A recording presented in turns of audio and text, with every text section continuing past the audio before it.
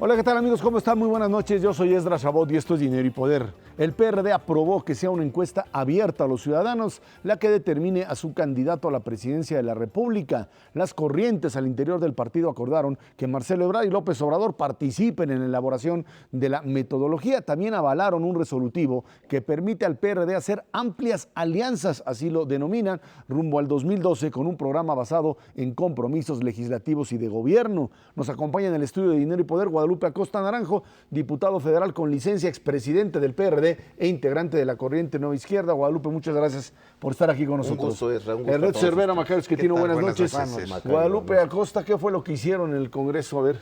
Bueno, tuvimos un Congreso, desde mi punto de vista, muy fructífero y productivo.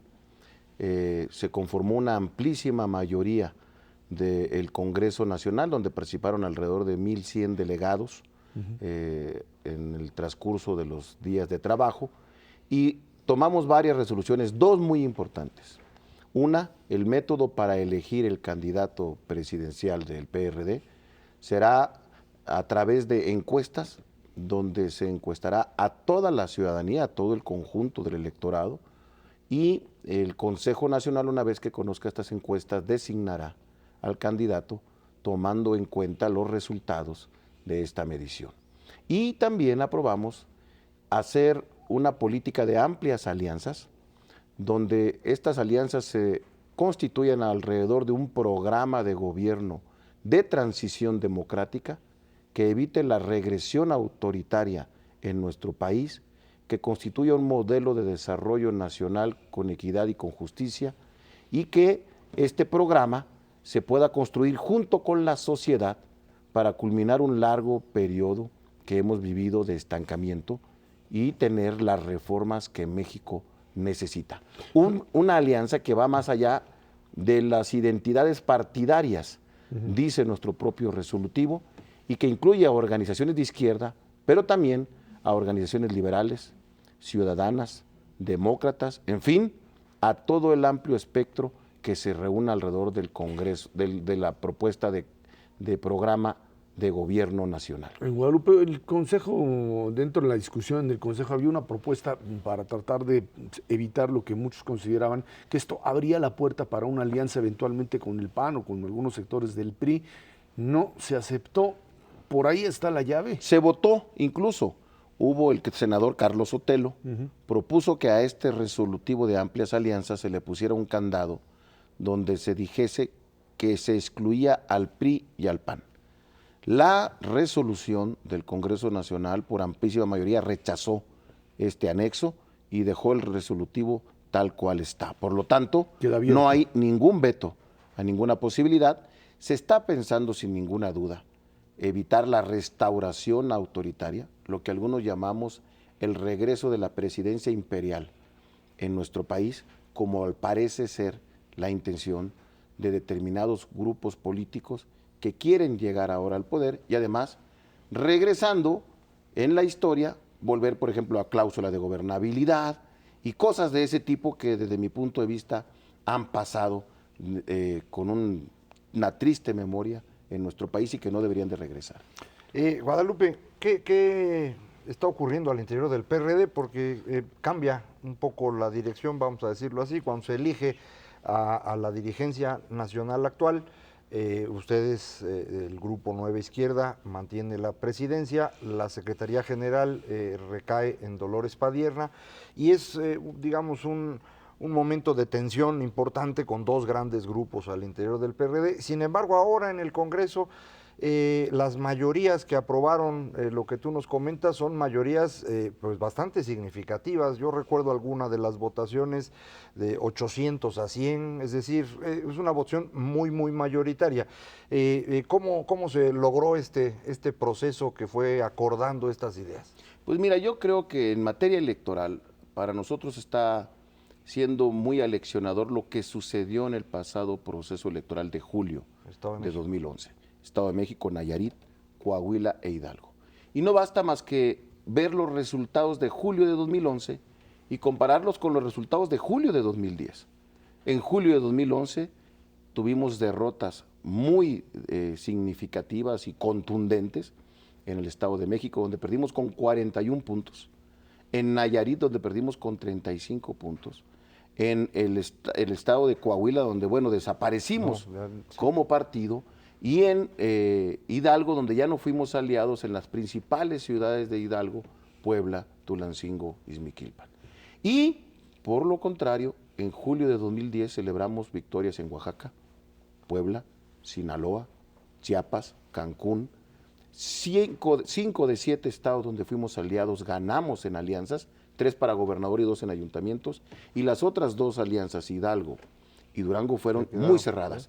Habría que escoger simple y sencillamente qué camino sigues. El de julio de 2011, donde se nos dijo que con la sola alianza del día del PRD, PT y Convergencia podíamos ganar el Estado de México, que no necesitábamos a nadie más, y vemos el resultado, o vamos por la estrategia de 2010, donde también se usaron las mismas prácticas que en Edomex, las mismas prácticas que en Nayarit, pero tuvimos una estrategia distinta y pudimos vencer a gobernadores como el de Puebla o como a Ulises Ruiz, que en verdad eran parte del museo dinosaurico del PRI.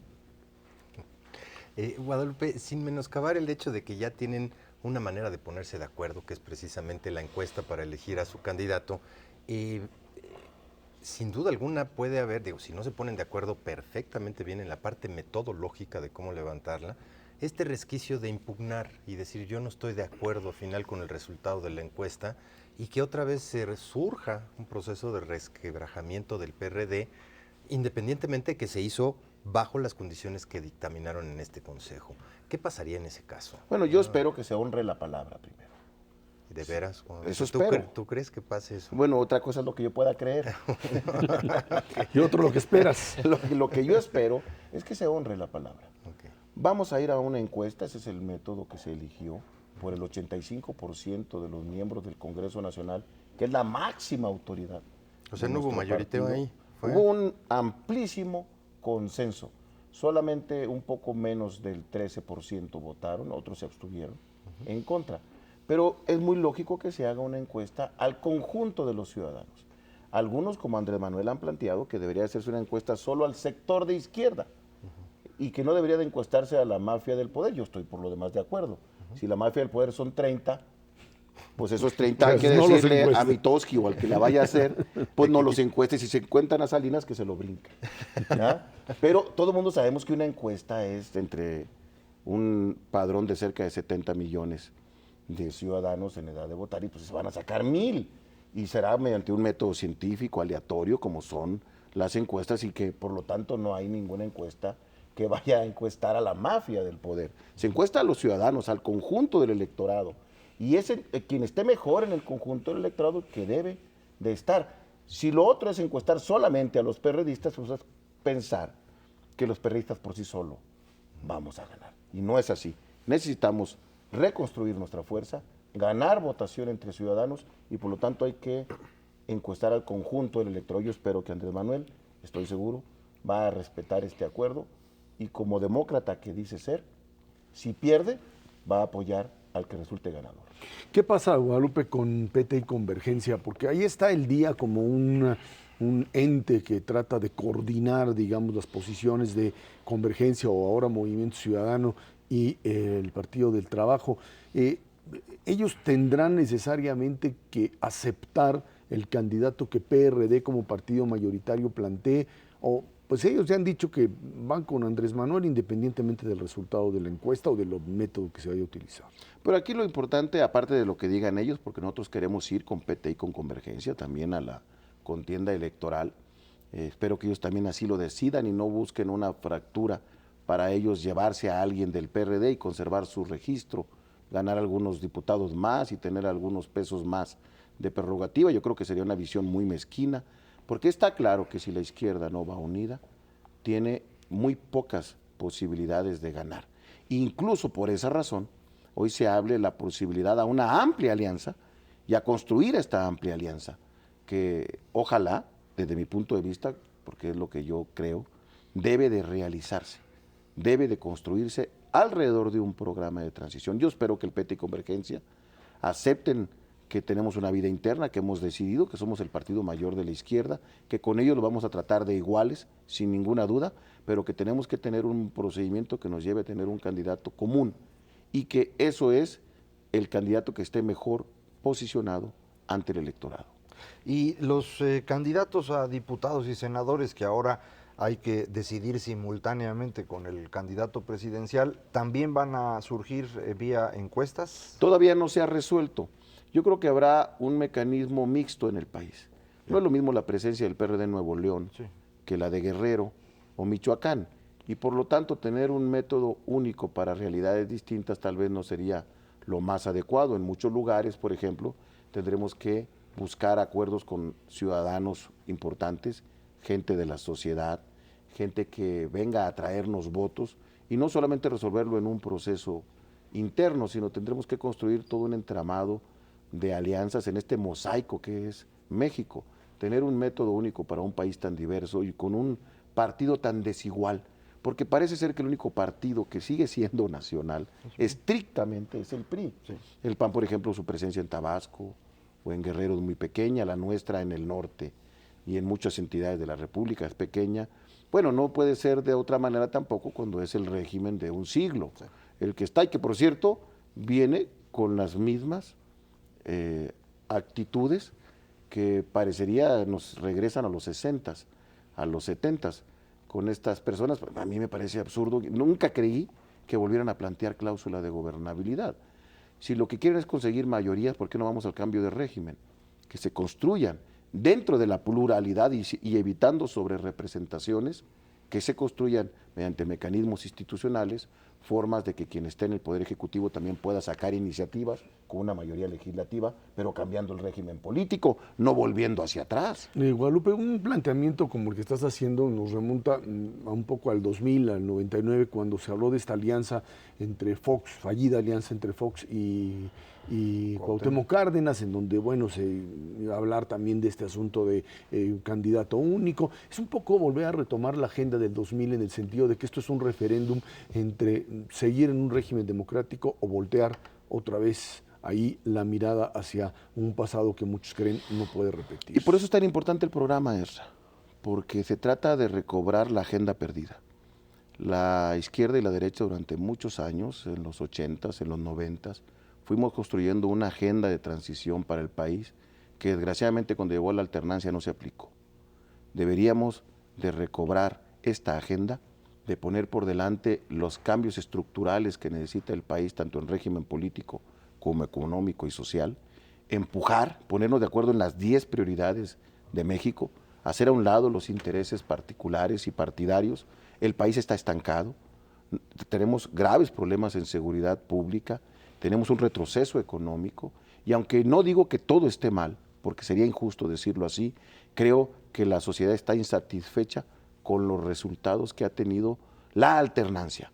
Por eso debemos de pasar de la alternancia a la transición, con un programa que vaya más allá de los partidos políticos, que se construya entre todos los actores que queremos un México progresista, y si logramos ese programa, alrededor de este programa, todo el que quiera sumarse, deberíamos de ir.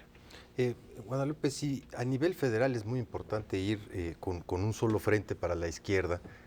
A nivel local, me refiero específicamente al Distrito Federal, es todavía más. O sea, el verdadero bastión de fuerza de la izquierda es precisamente el Distrito Federal. Y no me quiero imaginar un escenario en donde haya dos candidatos, porque ahí sí tienes la capacidad para poder perder inclusive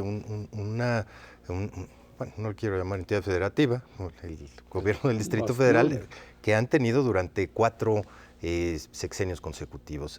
Ahí sí verdaderamente se daría un escenario, aunque fuera un solo candidato, pero si van 2 en el Distrito Federal, la posibilidad de un cambio y una alternativa sería terrible. Sí, tienes razón. La unidad es un asunto estratégico para nosotros en el país y particularmente en el Distrito Federal, como en Michoacán y en algunas otras entidades, donde nuestro triunfo no es fácil, donde hoy se ve una elección mucho más competida que en ocasiones anteriores y por lo tanto tenemos que actuar con una gran responsabilidad. Tenemos que buscar esta unidad, e insisto yo, la unidad debe de ser alrededor de programas, de propuestas. En la ciudad se nos reclama mayores avances. No estoy insatisfecho con lo que hemos hecho en la ciudad, pero creo que podemos hacer más todavía y por lo tanto debemos de poner acento, especial atención en el Distrito Federal. Quien actúe en contra de la unidad en el DF, estará prácticamente entregándole el triunfo al PRI o al PAN en este caso. Guadalupe Acosta, muchísimas gracias por estar aquí con nosotros. A ustedes muy amables. Vámonos a una pausa. Esto es Dinero y Poder.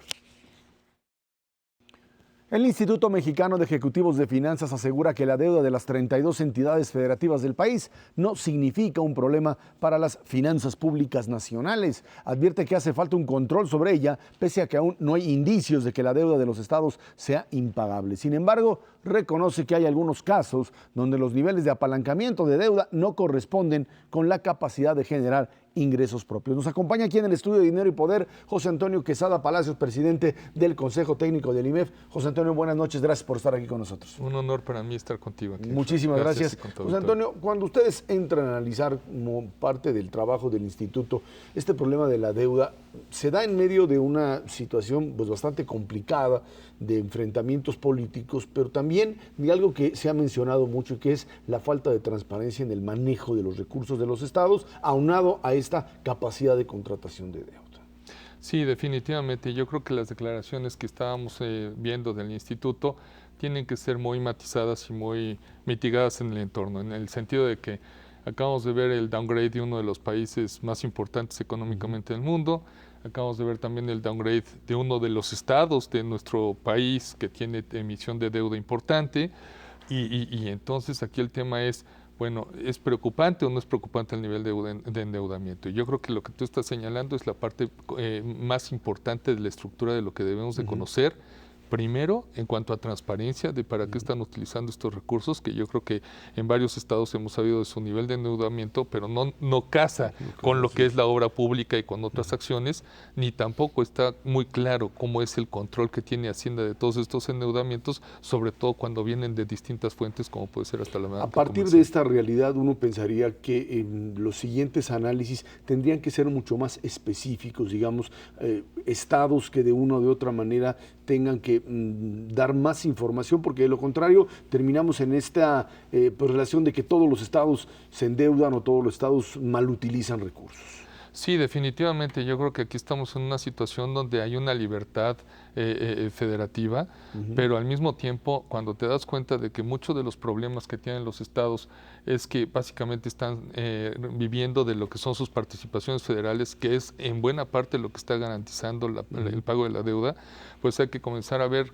como una gran casa cada estado. Entonces, ¿para cuánto te alcanza esta participación federal? Y tú llegas a la conclusión de que hay estados que desahogan sus adeudos sin problemas, pero hay otros que tardarían cerca de 3 años en estar liquidando estos adeudos. Entonces, estas participaciones federales ya no van a estar alcanzando para lo que es el destino final, que es tener una mejor vivienda, un bienestar en el estado, situaciones como la seguridad social, etcétera, sino ya se van a estar yendo para pagar estos empréstitos. José Antonio, desafortunadamente los bancos no operan de esa manera. Ellos reciben una instrucción para decir, pues vamos a detonar el crecimiento al financiamiento a los estados, por una parte, y por otra parte les cierran la llave y les dicen, ahorita no es momento. Son decisiones todo o nada prácticamente. Es realmente difícil encontrar algún tipo de banco, inclusive los gubernamentales, en donde verdaderamente se tenga este tipo de decisiones afinadas.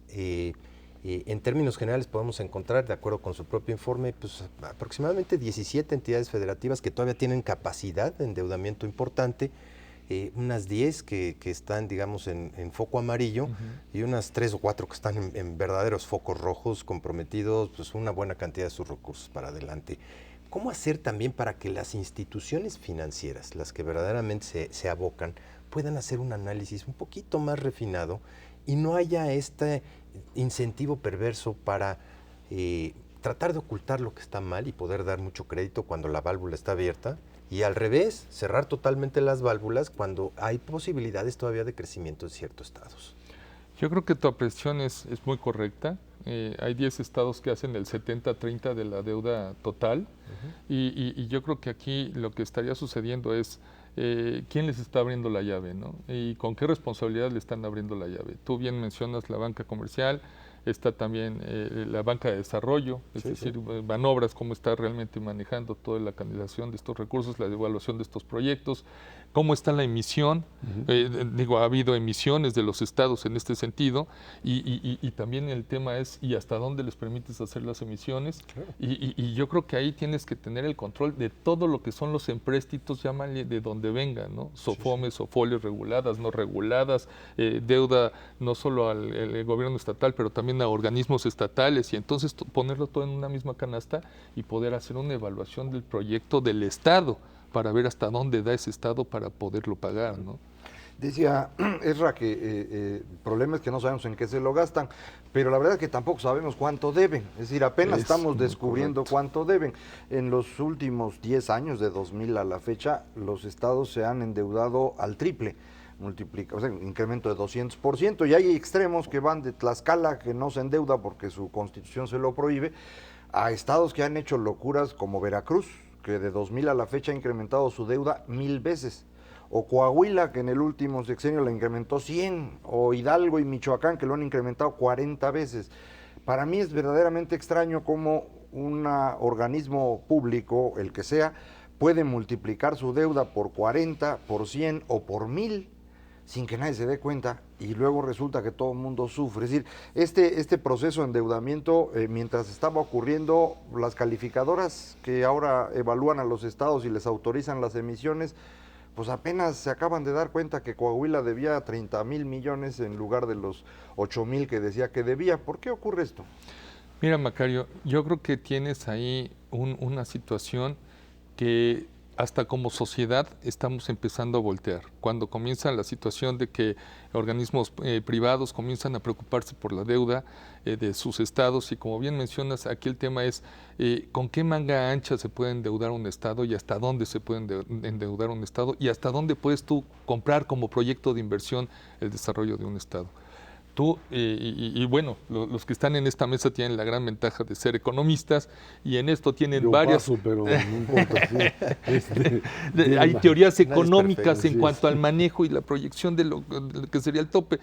Nosotros como financieros realmente lo que queremos puntualizar es que hay un tema muy fácil de ubicar para un financiero, son entradas y salidas de recursos. Entonces, si ya las salidas, ya los egresos superaron en una cuantía tan significativa los ingresos, y en algunos casos no te va a dar para que en 2-3 años los pagues, no hay manera, y comienza a haber el problema de viabilidad de ese Estado. Entonces aquí el tema es muy sencillo. O ya no se puede endeudar y como una empresa normal se declara en concurso mercantil o en bancarrota, y habría que ver qué se puede hacer con ese Estado, o entonces comienza a haber el cuestionamiento de qué otros ingresos puede percibir este Estado, y ahí estamos atorados. No hay manera. Porque ningún Estado quiere recaudar, ningún Estado realmente se quiere meter al desgaste político de ver qué otros impuestos pueden beneficiar la recaudación local. Cuando empieza a darse este debate, se trata de comparar a veces la deuda federal con la deuda estatal. Y si es que el gobierno federal ha estado endeudándose en mayor nivel, habría que ponerlo en la justa proporción. Definitivamente yo creo que al final del día hay que entender que la federación tiene el aval o la garantía de todas las demás entidades federativas. Entonces a lo que voy es, yo creo que aquí los estados tienen que reconocer que hay una corresponsabilidad del gobierno federal para lo que sería su viabilidad a futuro, y que tarde o temprano estas contraprestaciones, estas contribuciones que se van a estar haciendo de manera anual, pues vienen de un soporte que es la federación, ¿no? Yo creo que no puedes medir de una manera igual lo que sería el endeudamiento federal, sobre todo porque trae el peso macroeconómico del país. Y creo que dentro de todo el manejo macroeconómico no ha estado tan deficiente. Creo que tampoco puedo llegar a decir que lo que está pasando en los Estados Unidos no nos va a afectar y que estamos blindados. No, yo creo que estamos muy lejos de eso, pero sí habría que ponerlo en otra tesitura distinta a las estatales, ¿no? José Antonio, bueno, yo no coincido, yo creo que la deuda del gobierno federal es increíblemente baja bajo cualquier estándar de comparativo con países miembros de la OCDE, con economías emergentes. Pero a final de cuentas, el último garante de la deuda de los estados es el propio gobierno federal. Un estado mexicano no puede quebrar como lo está haciendo Grecia. O sea, Grecia sí tiene un problema de insolvencia serio. Un estado mexicano le podemos dejar de prestar las instituciones financieras, pero como tal no va a quebrar. Simplemente alguien va a tener que absorber la deuda que tiene y ese va a tener que ser el gobierno federal en última instancia. Son parte de los mexicanos y eso pues no sucedería. Sí se ven limitadas de manera muy importante sus posibilidades de crecimiento hacia adelante, y es en ese contexto en donde pues el gobierno federal utilizaría mecanismos como puede ser el mismo Banobras y decir pues te perdono la deuda, lo cual genera un incentivo increíblemente perverso para las entidades federativas que se portan bien. En ese contexto, pues los ejemplos que se pongan, los requisitos que ponga la propia Secretaría de Hacienda son fundamentales. El primero de ellos debe de ser transparencia en el manejo de las finanzas públicas, de cómo se llevan las cuentas. Es increíblemente difícil poder hacer la misma cuenta para todos los estados porque cada quien reporta lo que le da su gana. Y en ese contexto, bueno, la tarea que tienen los ejecutivos de finanzas para poder reconstruir, pues nada más una pequeña historia. El estudio que tienen ustedes aquí es un primer intento que podría ser increíblemente más fácil si todos reportaran exactamente lo mismo bajo los mismos criterios. Correcto, Ernesto. Y yo lo que quiero dejar claro es el tema de la deuda del gobierno federal. Pues tú sabes que históricamente en nuestro país esto es un tema muy sensible porque venimos de experiencias que afortunadamente ahorita nos permiten platicar la historia, ¿no? Pero la verdad es que yo creo que el tema de si la deuda es baja o es alta, como bien tú mencionaste en el benchmark de la OECD, pues sí, aparecería como una deuda baja. Sin embargo, ¿qué tan baja son en un escenario de tanta inestabilidad como el que estamos viviendo?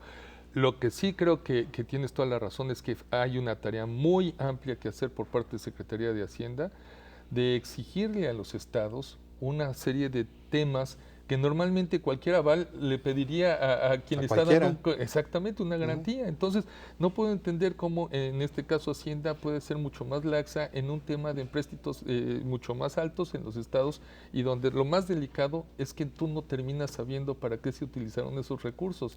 Yo creo que ahí hay un tema de corresponsabilidad hasta civil con los distintos pobladores de los estados, de decirles, oye, ¿tú sabes cuál es tu deuda per cápita en cada caso? ¿Tú sabes que tu deuda per cápita en Coahuila es de 11,000 pesos comparada contra otra en otro estado como Tlaxcala que quizás sea 2,000?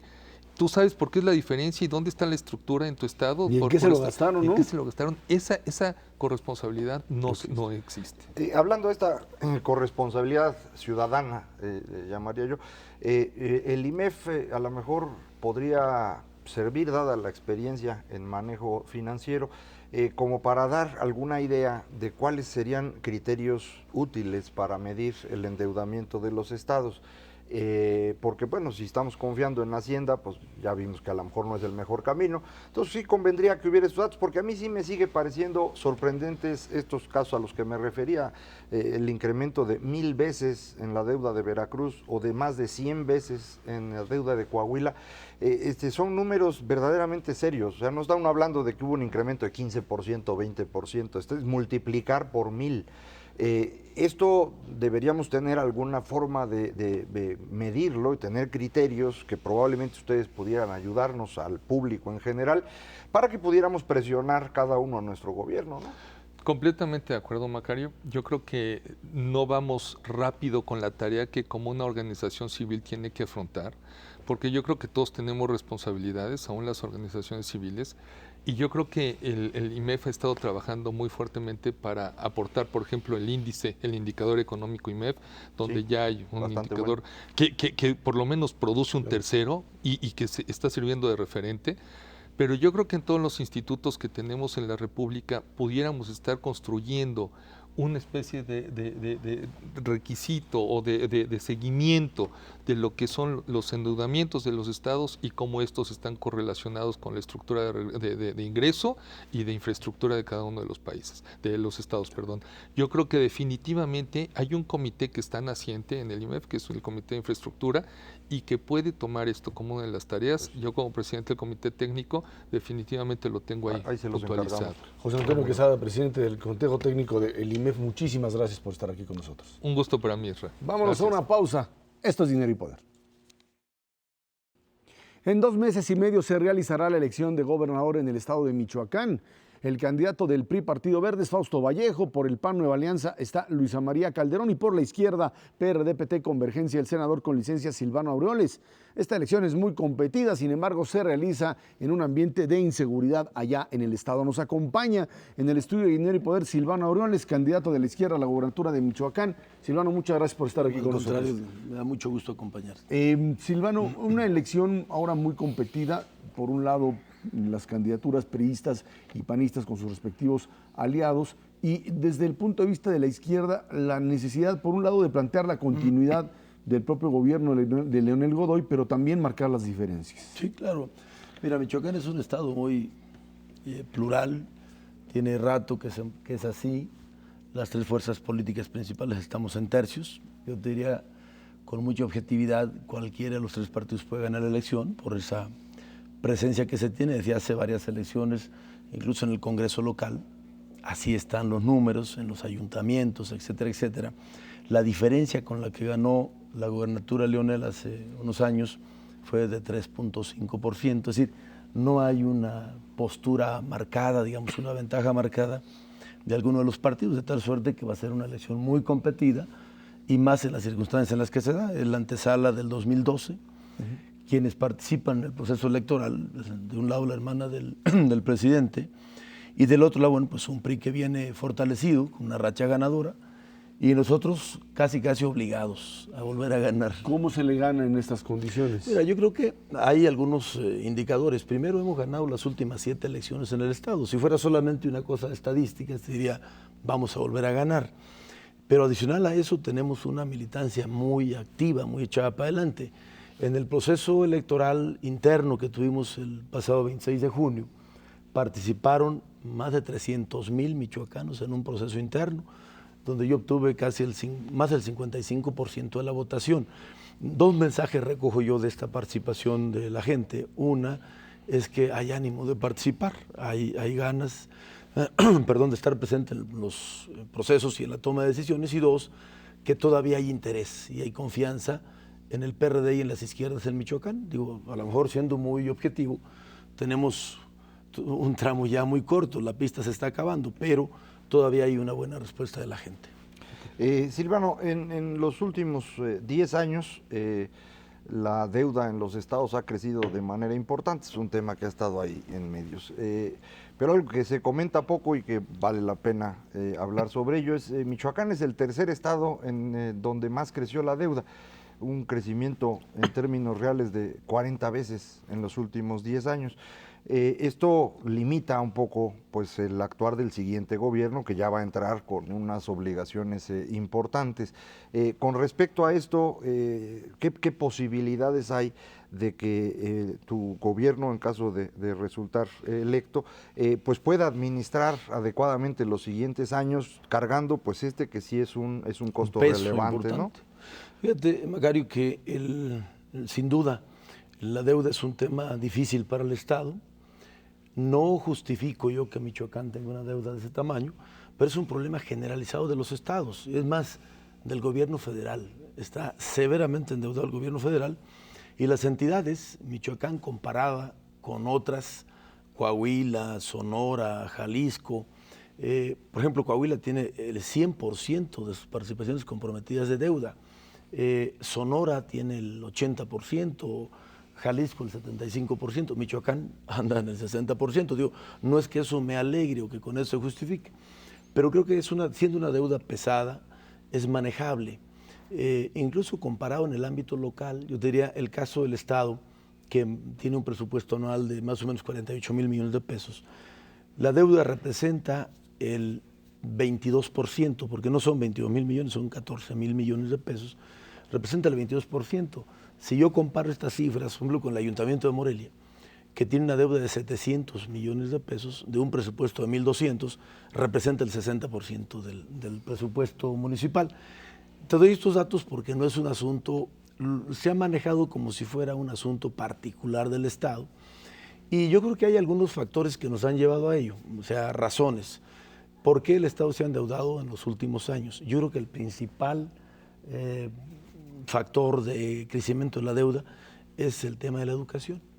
Porque, un ejemplo, salen 1,000 o 1,500 maestros, egresan de las normales, que se incorporan automáticamente con todas las prestaciones y salarios, y una buena parte de eso lo carga el Estado, porque se transfirió la educación al Estado y no se previeron los mecanismos de compensación y actualización permanente. Es una carga que se lleva el 60%. Es una sección del sindicato, la 18, particularmente compleja. Aguerrida, digamos. sí, sin duda. Ese es un factor que hay que resolver, que yo estoy dispuesto, porque además es un periodo de 4 años, corto también. Hay que tomar decisiones de fondo en el Estado, hay que hacer reformas jurídicas, hay que hacer reformas institucionales y reencauzar el Estado en términos económicos, sobre todo, desde luego cuidando la parte social, programas sociales, todo lo que hemos logrado hasta ahora, en los 10 años casi de gobierno del PRD, pero yo creo que hay que cuidar lo que estamos haciendo bien. Lo que no, hay que quitarlo y vamos por la nueva etapa del PRD en Michoacán. Silvano, sin duda alguna, el problema de la violencia es uno de los que, bueno, afectan en mayor medida al estado de Michoacán. Tienen uno de los carteles más beligerantes que hay en el país y las emanaciones del mismo son todavía peores. Evidentemente ha habido un proceso de deterioro a la par de muchas otras entidades federativas en el país, pero especialmente en Michoacán tiene una incidencia sobre la actividad económica brutal, sobre el turismo, sobre el desarrollo de negocios. No solamente es la parte del trasiego, cultivo y distribución de drogas, sino tiene que ver ya con una muy buena parte de todos los demás delitos asociados al crimen organizado. En el corazón de la propuesta que vayan a tener los diferentes candidatos, la gente va a hacer un escrutinio específico de cuál va a ser la propuesta en materia de inseguridad para poder recuperar las tasas de crecimiento que tenía el Estado. ¿Cómo lo ves tú? Es un tema complejo porque la sociedad demanda con urgencia seguridad. Y el discurso nuestro no ha sido muy bueno, porque nosotros decimos, es que estas cosas le tocan al gobierno federal.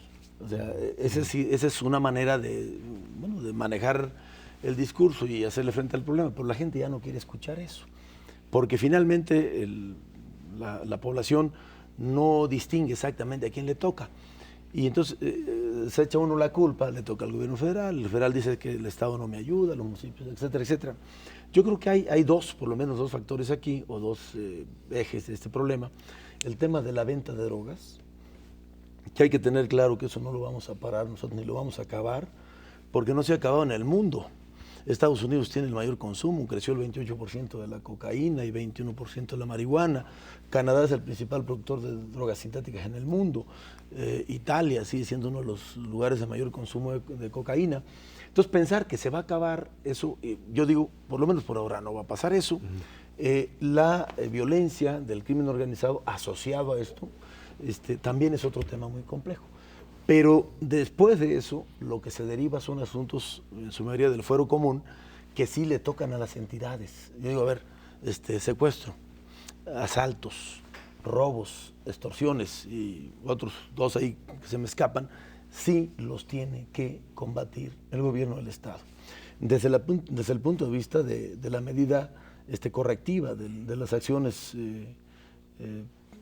en ese momento, de la participación de los cuerpos policíacos. Pero la otra parte en la que yo creo más, Ernesto, es en el asunto de lo que le llaman los intelectuales teóricos ahora el combate social de la criminalidad. Yo me he planteado como meta el primer año incorporar a las actividades de desarrollo, a las actividades productivas, deportivas, artísticas, a 50,000 jóvenes. Estoy planteando una meta muy ambiciosa de 20,000 jóvenes, incorporarlos al sistema de becas para que puedan estudiar y los otros 30,000 incorporarlos a proyectos productivos. El Estado financia o tiene alrededor de unos 15,000 proyectos por año. El 30% dedicarlo a los jóvenes, que son, digamos, el segmento de la población, el mayor grado de vulnerabilidad para engrosar las filas del crimen organizado. Entonces, esos 30,000 jóvenes hay que incorporarlos a los proyectos, hay que incorporarlos al deporte, a la cultura, a las actividades artísticas, de tal manera que tengamos 50,000 jóvenes ocupados. Yo creo que ahí vamos a empezar nosotros a restarle posibilidades a que los jóvenes se vean tentados a una actividad de esta naturaleza. Ahora, también hay un asunto de percepción. Yo creo que, mira, en todas las mediciones, Michoacán aparece en los lugares más por arriba de la media, o al revés, por abajo de la media, de criminalidad, de asaltos, etcétera, de robos, violencia. Pero hay un problema de percepción que no lo hemos manejado, no lo hemos atacado bien. Entonces, la percepción de que Michoacán está en llamas, de que es un estado violento, ¿o no?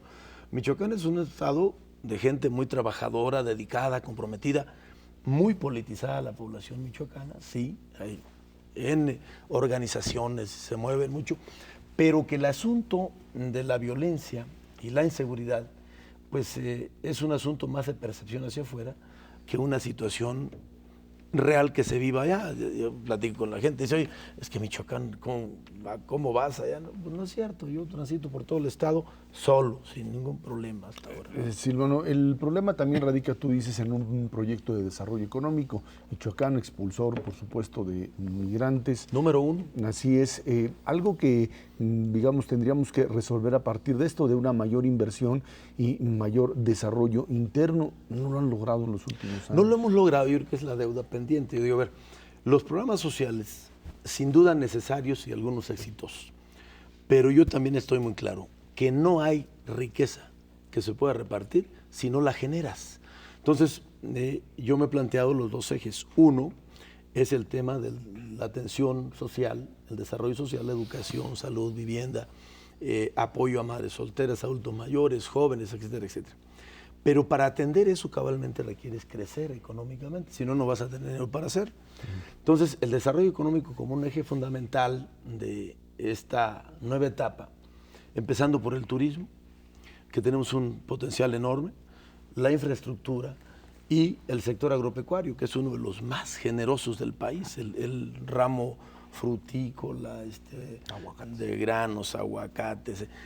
Somos el estado, creo que solamente nos gana Tabasco en cuerpos de agua interiores. Tenemos el primer lugar en producción de pesca de agua dulce, pero que no hemos alineado cosas para que eso se convierta en un factor de desarrollo. El tema de los migrantes, es un potencial que no lo hemos aprovechado. Los migrantes hoy lo que hacen es financian el gasto corriente, los 15 años, la boda, pero no la inversión. Pero no hay inversión productiva. Necesitamos crear el Banco del Migrante que nos permita, con esa cantidad, son alrededor de 25 mil millones de pesos anuales los que envían los paisanos, que se convierta en un activo para el desarrollo, para la inversión productiva, que es lo que hay que pegarle ahora, porque teniendo muchas cosas, somos uno de los estados más ricos del país, bien ubicado estratégicamente. Entonces necesitamos romper el círculo vicioso de no crecimiento, no desarrollo y con los efectos que esto tiene. Y una pregunta muy concreta, ¿policía municipal o mando único estatal? ¿Por dónde debemos de ir? Mira, yo soy un opositor a esto de quitarle facultades a los municipios, porque no les hemos permitido madurar y generar capacidades, y ya le queremos quitar algunas que están en la Constitución, porque se planteaba en mando único reformar el 115 para retirarle el asunto de la policía. Pero yo creo que lo que vamos a tener que hacer es un mecanismo de coordinación para que la policía sea manejada estatalmente. Porque hoy las policías municipales están al servicio del crimen, pero sin duda, son los informantes y son a mí me pasa, voy llegando a un municipio y ves la patrulla y ya sabes que te están cuidando para informar quién entra y demás. Eso ya no está funcionando. Yo creo que tiene que centralizarse y bueno, el mando único y generarle capacidades al municipio para que después asuma la responsabilidad. Silvano Aureoles, candidato de la izquierda al gobierno de Michoacán. Muchísimas gracias por estar aquí. Yo te agradezco mucho, Israel, pues estoy a sus órdenes. Gracias por Hasta luego. Vámonos a una pausa. Esto es Dinero y Poder. El peligro de una recesión a nivel internacional se hace presente porque, bueno, pues la caída en la credibilidad crediticia de los Estados Unidos y los problemas de deuda de países miembros de la zona euro ponen en riesgo el crecimiento de la economía mundial. Las caídas de las bolsas pues el alza del precio del oro que ha alcanzado niveles récord anticipan que la economía internacional, dicen, puede entrar en una fase de recesión. Ya hay especialistas que dicen esto no va a suceder así, hay posibilidad de brincarse una etapa recesiva. Por lo pronto, la semana pasada el temor por una recesión estaba presente, Ernesto. Sí, la mayor parte de los economistas pronosticadores, expertos en la economía norteamericana, aumentaron la probabilidad de entrar en una segunda recesión, lo que le llaman ellos un double dip. La verdad es que todavía los pronósticos para el 2011, digamos los más pesimistas de todos, incluyen una parte de crecimiento promedio de la economía norteamericana. Hay que recordarle al auditorio que una recesión implica 2 trimestres consecutivos con una tasa de crecimiento negativa. Se puede dar el caso, pero en el promedio del 2011 y muy probablemente en el 2011 Estados Unidos todavía tenga un crecimiento bajo, no hay ninguna duda, pero positivo a final de cuentas. El punto fundamental es cómo le va a pegar esto a la economía mexicana en términos de su capacidad de crecimiento. Es un dato, no nos podemos aislar de lo que sucede en Estados Unidos, la correlación que existe entre nuestra manufactura por una parte y la manufactura de Estados Unidos es muy elevada. Si ellos dejan de demandar producto industrializado, directamente le pega al mercado mexicano, y en ese contexto México difícilmente entraría también en un proceso recesivo, pero sin duda alguna bajaría su dinámica de crecimiento. Del pronóstico original, que se situaba alrededor de 4%, pues ahora estaremos cerrando el 2011 con una tasa de crecimiento más cercana al 3 que al 4, y no hay ninguna duda también para el 2012 en ese contexto, con una tasa de crecimiento de Estados Unidos inferior al 1% el año que entra, pues estaríamos hablando en el mejor de los casos de un crecimiento por arribita del 2%, cercano al 2,5% para el 2012. Sin duda alguna es por lo pronto un mal dato esta desaceleración ya corroborada por todo el mundo, pero hasta el momento no existe evidencia suficiente para decir vamos a entrar en un segundo proceso de recesión a nivel mundial. Lo que yo creo que más bien está ocurriendo es que Estados Unidos va a estar estancado durante un buen rato. No sé si vaya a caer 2 trimestres seguidos o no, pero no va a crecer, y no va a crecer por varios años. Y si Estados Unidos no crece varios años, el mundo entero no crece. El único motor de la economía mundial es Estados Unidos. Mucha gente piensa que China o Brasil, pero esos crecen porque le venden a alguien. China le vende a Estados Unidos, lo mismo que Alemania y Japón y nosotros, y Brasil le vende a China, que es todavía peor. Entonces, si Estados Unidos no crece nadie, y si no va a crecer nadie los próximos 10 años, los países europeos que tienen deudas de buen tamaño, pues empiezan a ser un riesgo, porque en el transcurso de esos 10 años van a perder población. Entonces, perdiendo población con crecimiento muy bajo, pues la probabilidad de que paguen la deuda completa empieza a ser dudoso, y esto es lo que ha llevado a los distintos ataques especulativos a países muy grandes que no deberían tener problema, como España, Italia o más recientemente incluso Francia. Entonces, este nerviosismo que hemos visto las últimas semanas, a mí me parece que es excesivo, pero en el fondo lo que está es esta escasez de crecimiento o este estancamiento que tendremos por varios años de aquí hacia adelante, y es un estancamiento al que se le va a sumar, a mí me parece que ya sin duda, un proceso inflacionario importante. Si los amigos del auditorio quieren tener una idea de más o menos cómo va a ser esta década, el mejor ejemplo, en mi opinión, es la década de los 70, donde tuvimos pues 10 años de estancamiento e inflación en todo el mundo. En aquel entonces nosotros aquí en México fue cuando experimentamos con la locura de andar tirando dinero, pero el mundo entero no creció y tuvo inflación. Algo así me parece que nos espera en los próximos 10 años. ¿Cuál es el incentivo perverso que se gesta en estos momentos para los diferentes gobiernos? Es justo de donde viene saliendo, de graves desequilibrios en finanzas públicas, y precisamente como pues, esta incapacidad que tiene el mundo para crecer globalmente, de tener un comercio mundial, digamos, fuerte, que te haga crecer internamente, pues entonces se ven hacia el ombligo y dicen, pues vamos a generar más mercado interno, vamos a tratar de buscar. Es la demanda para México, ¿no? Pues ese es precisamente el punto, pero no se puede. No. La verdad es que utilizar finanzas públicas para tratar de detonar el mercado interno, ya sabemos a dónde nos conduce en este país. A más deuda. A más deuda, a más inflación, a devaluaciones cambiarias importantes, y desde luego a un proceso de incertidumbre terrible en el mediano y largo plazo. México ha venido creciendo poco en los últimos 30 años, y bajarle un poquito a esa dinámica de crecimiento, pues sí va a incidir en tener todavía menor generación de empleos, no hay ninguna duda, ese es el primer elemento fundamental. habría que contrarrestarlo no con un mayor gasto, sino con esas reformas estructurales que tanto hemos venido pidiendo. Que esto permitiría entrada de capital extranjero fundamentalmente, que sería aquello que por ser atractivo para ellos estaría conduciendo a generar internamente, por supuesto, inversión y por supuesto empleo, y creo que esa sería la clave, ¿no? Esa es una clave fundamental para poder detonar el crecimiento en este país, más allá de lo que permite el crecimiento a nivel internacional. Si el mundo entero crece al 1,5% en el mejor de los casos durante 10 años de manera consecutiva, pues está difícil encontrarte un paraíso en donde podamos crecer arriba del 5%, pero sin duda alguna le podemos sacar un par de puntitos adicionales para mantenernos cuando menos en esta tasa que hemos visto los últimos 30 años, 3% en promedio por año, que es insuficiente para la generación de empleos que necesita este país, pero que de alguna manera no nos remitiría al estadio que están viendo otras economías emergentes o los propios países industrializados. Ahora, a pesar de que en los últimos años efectivamente el crecimiento ha sido bajo, hay que recordar también que en los últimos 15 años